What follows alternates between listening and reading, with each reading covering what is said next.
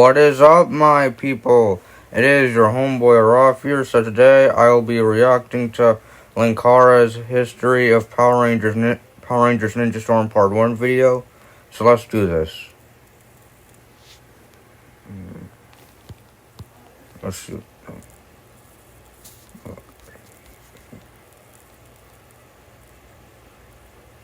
Come on. And now it's time for another edition of Weirdest Martial Arts Techniques Ever! Ready? You know it! Come on! Let's do it!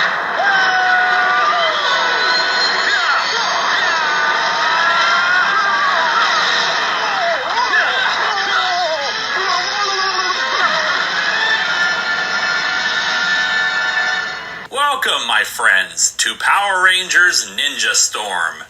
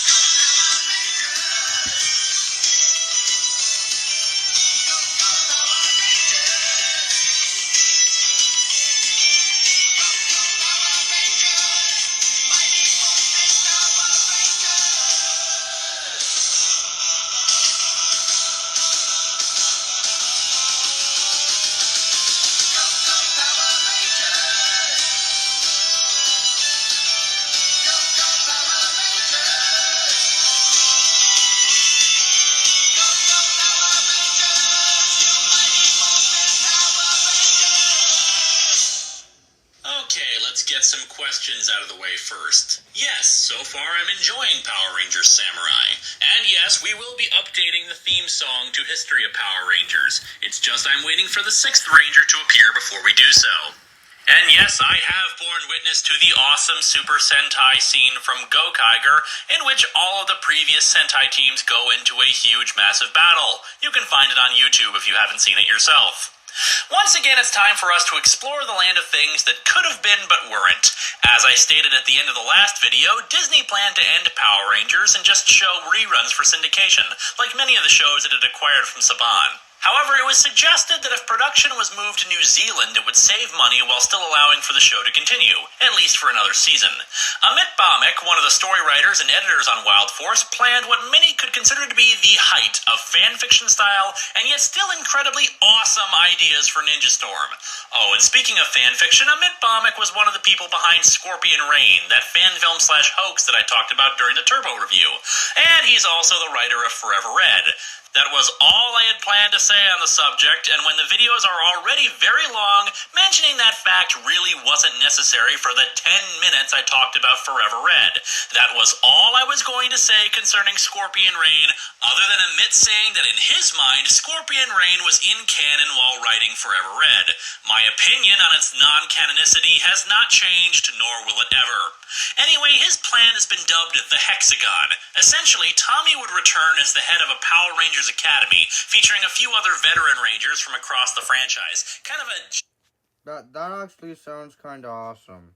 Justice League of Power Rangers. However, they'd be the supporting cast for the 3 new Rangers, the Ninja Storm Rangers, who would be the new prodigies of the Academy.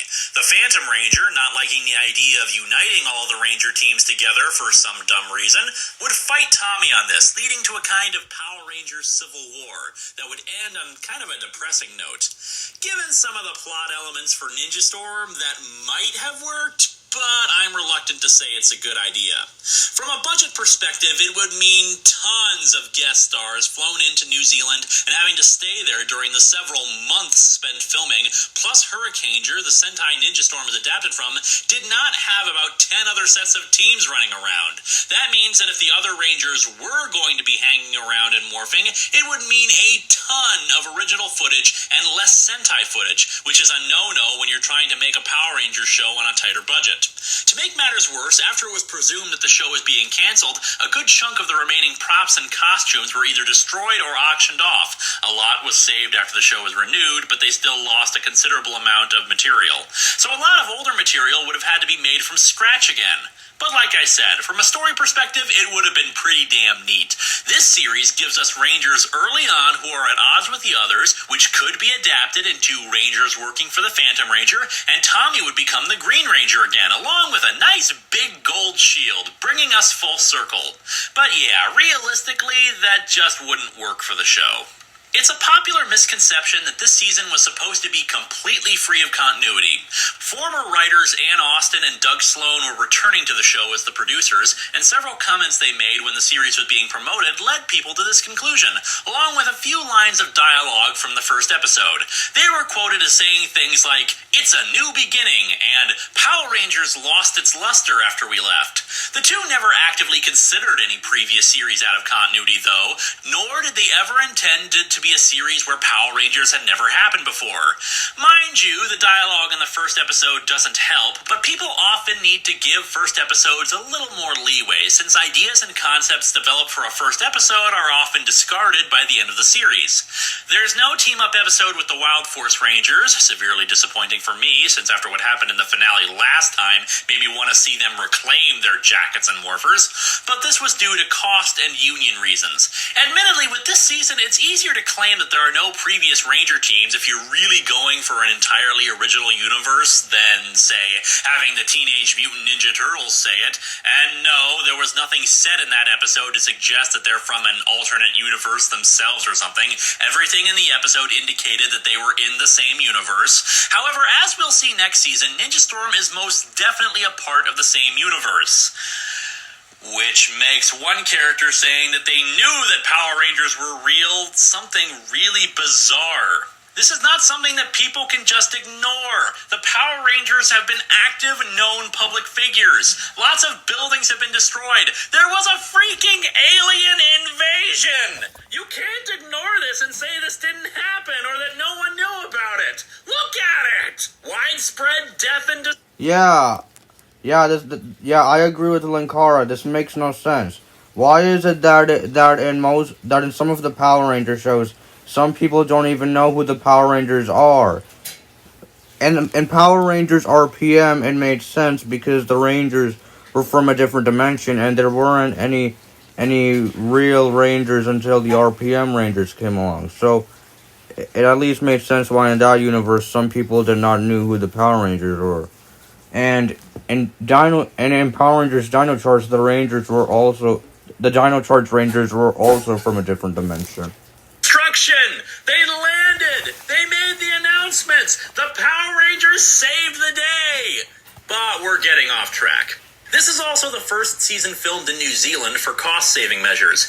As a result, the production team began hiring New Zealanders for the parts.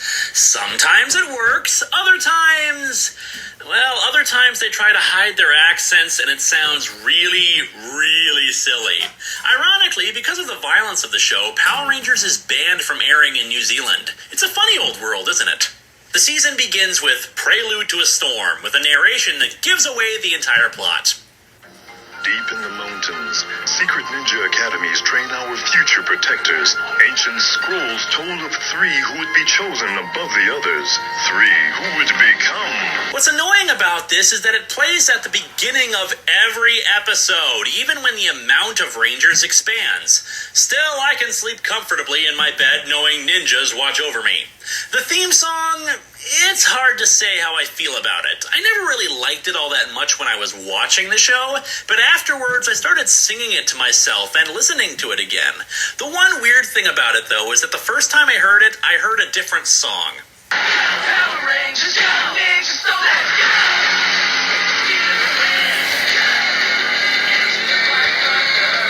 Power Rangers, young ninjas, so let's go!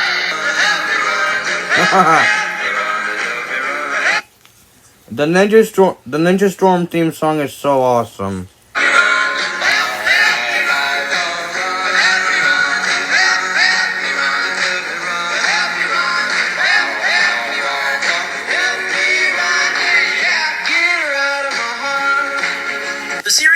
begins when we see our main characters doing extreme sports. Tori is surfing, Shane is skateboarding, and Dustin is dirt biking.